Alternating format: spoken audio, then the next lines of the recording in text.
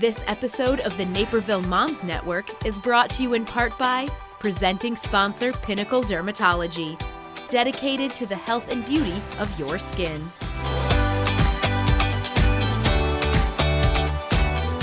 Welcome back to the Naperville Moms Network. Moms and dating. Whether you are a new mom, an empty nester, a busy mom to active teens, or a divorced mom navigating the dating waters, there are a lot of great ways to make sure you're taking time for yourselves and your husbands or partners. Moms, how do you find this time for you and your spouse? Well, I would like to start by saying that I believe dating your spouse, regardless of how long you've been together, is incredibly important. Yeah.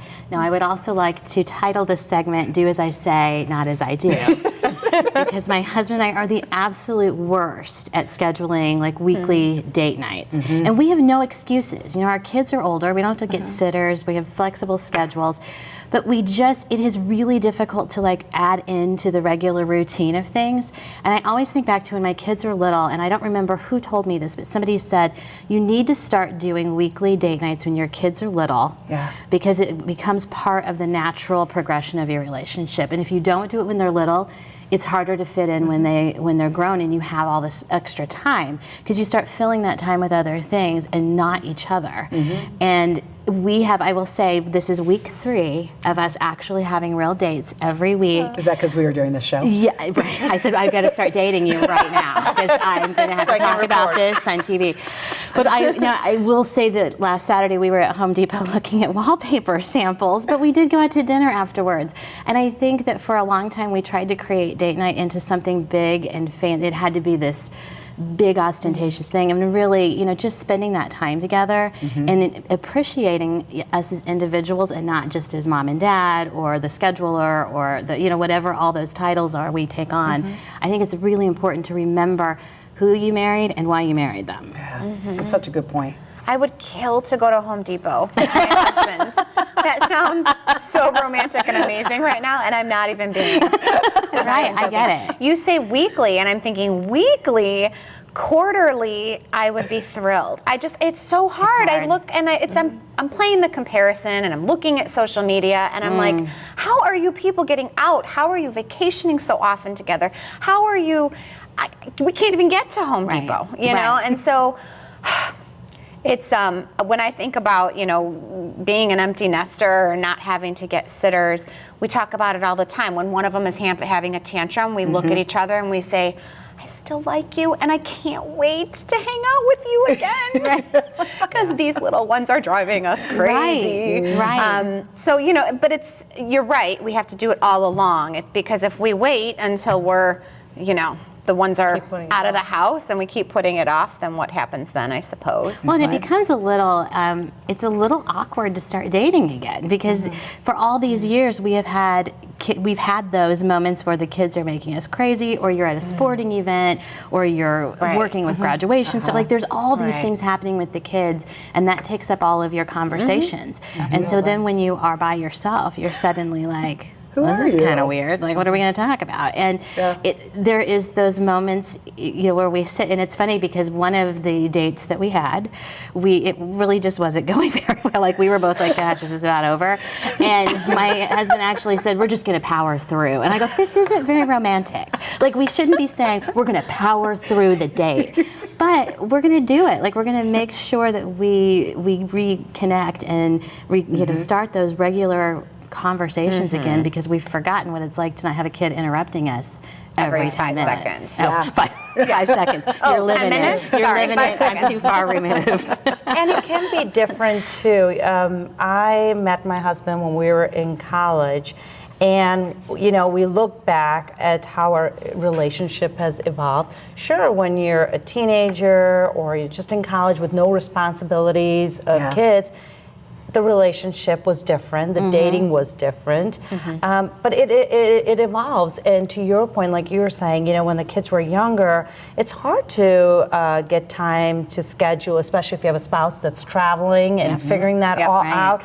So, sometimes it could be different. When the kids were younger and they were in school, evenings were harder. So we would say, okay, why don't we just have a lunch date? It can be different things, Yes. Or when the kids were younger, we would say, okay, after they go to bed, why don't we get a takeout and just, sure, we didn't make it to the restaurant, but then just have dinner. So it can be different things and not the same. I know my husband would prefer, we had more scheduled dates, and I probably am guilty of that. It's always work or kids. Something always takes precedence. And Erica, to Patty's point, when the kids get older, you think, okay, it should be much easier to get out of the house, but you'd be surprised and you don't get out as much, So I think it's just being intentional about it. And also realizing that your relationship and dating is going to be different than when you were young and in love, and now you have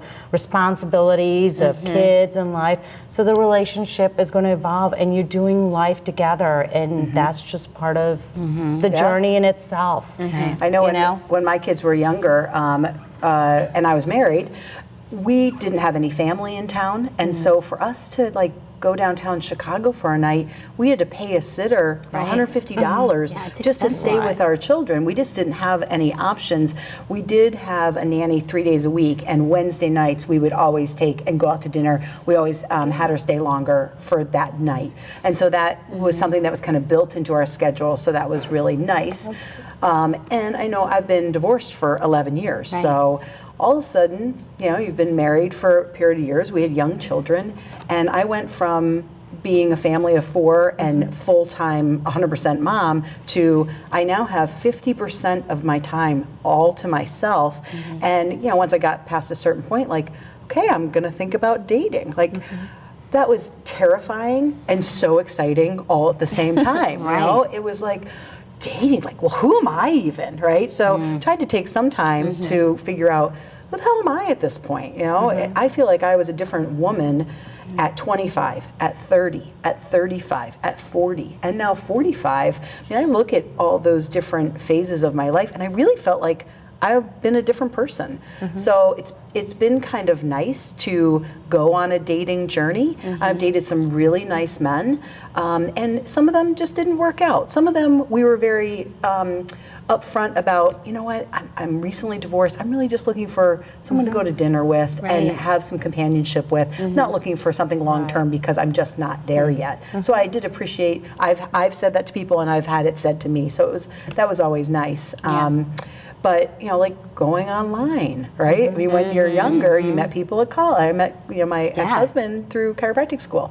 So I mean, delving into Match.com and eHarmony. I mean, again, you're putting yourself out there in this really weird way. And it's fun, but it's also a little nerve-wracking, It's like you know more now than you did when you were dating in your teens. So you know more about life in general. So it's hard to be vulnerable. Well, and I would get on dates, and literally within 1 minute, I would know this was just not a match for me. Speed dating. I know, right? To be kind of, and by the end, I had one date, and the gentleman said, "Oh, this was so wonderful. I'd love to see you again." And I was I didn't know what to respond with. So it's a little tough in that part.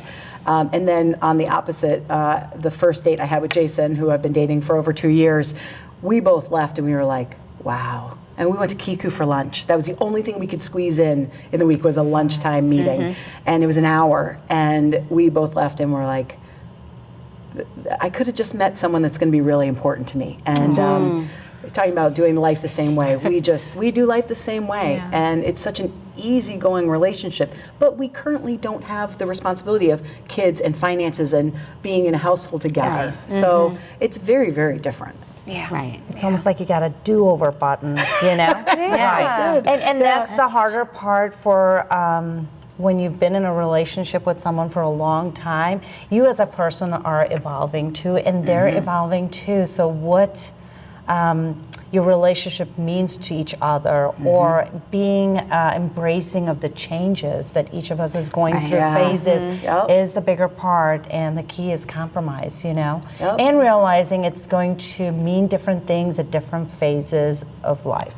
And it's just figuring out, because I think that's the thing about connecting with your spouse when your kids are younger, because you figure out something that you two have in common, that you can keep having in common all these years. Because I'm a totally different person now at 50 than I was when I was 24. Sure. But the fact that we can find something that we connect with, that isn't a kids lacrosse game, or it's not a school discussion, that it's something that we've chosen, is really important. Yeah, that's true. And helping each other grow and evolve together. Don't hold them back. Yeah, I mean, both my husband had a shift in career about 3-4 years ago, and he always says it. I don't know if I would have made this shift if I knew that I didn't have your support, and that you were the person standing beside me, because we know that we can go through that. Just 2 years ago, I decided to work part-time from home, and you have to check in with that other person.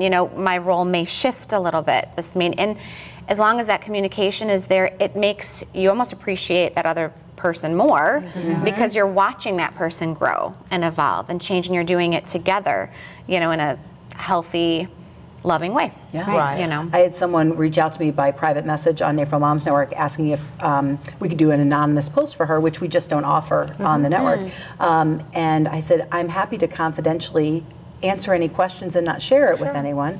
And she just said, my husband and I have just been having a rough patch, and we want to nip it in the bud. Neither one of us want this. We just realized all of a sudden that we've just kind of been on two different paths a little bit, and we both love each other, and I thought that's so smart to get to a problem before it becomes you're sitting at an office and you can't stand each other. It's just like somebody, and I'm a big fan of counseling for couples, and I had somebody tell me it's like your engine light. When you go get your oil checked on a regular basis, you don't wait till the engine light goes on.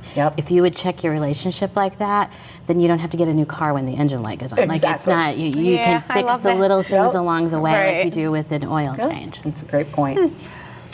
Remember, just because you are a mom doesn't mean that you don't need some you time and some we time. Thank you for tuning into the Naperville Moms Network, a place where you are always invited. Thank you.